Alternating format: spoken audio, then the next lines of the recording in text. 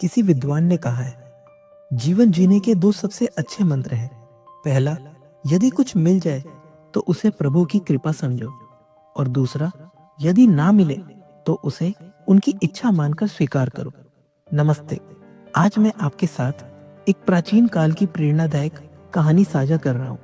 यह कहानी हमें बताती है कि जीवन में भाग्य और कर्म का क्या महत्व है। यह कहानी उन दो विद्यार्थियों की है जो गुरुकुल में संस्कृत का अध्ययन कर रहे थे। जब उनकी शिक्षा पूर्ण हुई तो वे दोनों अपने अपने घरों की ओर रवाना हुए। चलते चलते रास्ते में उनके बीच एक गहन चर्चा शुरू हो गई।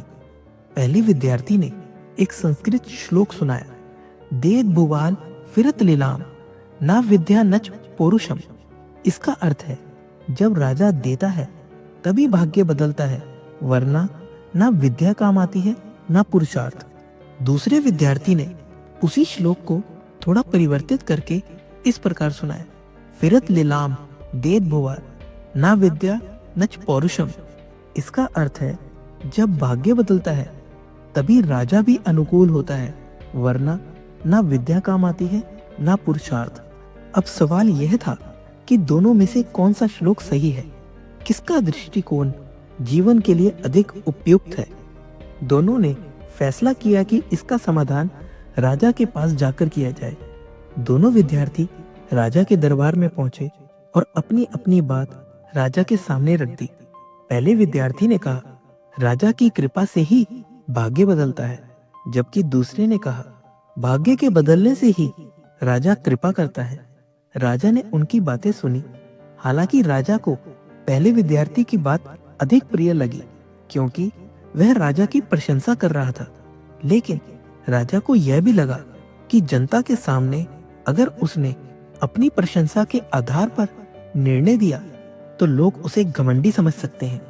राजा ने एक उपाय निकाला। उसने दोनों को एक एक कपड़े में लिपटी भेंट दी और कहा, इस भेंट को लेकर अपने घर जाओ और 1 महीने बाद लौटकर बताओ कि तुम्हारा जीवन इस भेंट से कैसे बदला। दोनों विद्यार्थी राजमहल से निकलकर अपने अपने घर की ओर चल पड़े। रास्ते में जब वे तालाब किनारे पहुंचे तो पहले विद्यार्थी ने कहा, चलो देख लेते हैं कि राजा ने हमें क्या दिया है। पहले विद्यार्थी ने अपनी भेंट खोली तो उसमें कद्दू निकला। वहीं दूसरे विद्यार्थी की भेंट में सत्तू था। पहले विद्यार्थी ने कहा, मुझे सत्तू खाने का मन है, चलो तुम्हारा सत्तू मैं ले लेता हूँ और अपना कद्दू तुम्हें दे देता हूँ। दूसरे विद्यार्थी ने यह सौदा मान लिया। पहले विद्यार्थी ने वहीं तालाब किनारे सत्तू खाया और अपने घर चला गया। दूसरा विद्यार्थी कद्दू अपने घर लेकर गया। जब उसने कद्दू को काटा तो उसमें से हीरे और जवाहरात निकले। उसकी किस्मत चमक उठी। उसने उस महीने में शानदार जीवन बिताया और अपनी स्थिति को मजबूत किया। 1 महीने बाद दोनों विद्यार्थी राजा के दरबार में लौटे। राजा ने उनसे पूछा, कैसा रहा आपका ये महीना? पहला विद्यार्थी दुखी होकर बोला, राजा साहब, आपने मुझे सत्तू दिया था जो उसी दिन खा लिया। मेरा महीना जैसे तैसे गुजरा। राजा ने हैरानी से कहा, मैंने तो तुम्हें सत्तू नहीं दिया था, मैंने तो तुम्हें कद्दू दिया था। पहले विद्यार्थी ने उत्तर दिया, मैंने अपने मन के कारण सत्तू के बदले कद्दू इनसे ले लिया था। तब राजा ने कहा, दूसरे विद्यार्थी की बात सही थी। जब भाग्य बदलता है तभी चीजें अनुकूल होती हैं।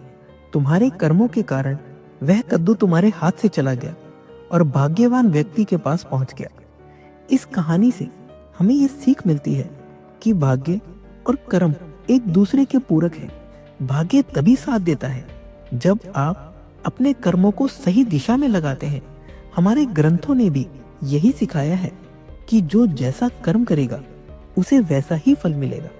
अतः वर्तमान में अच्छे कर्मों पर ध्यान दें, यही आपके भविष्य को उज्जवल बनाएगा।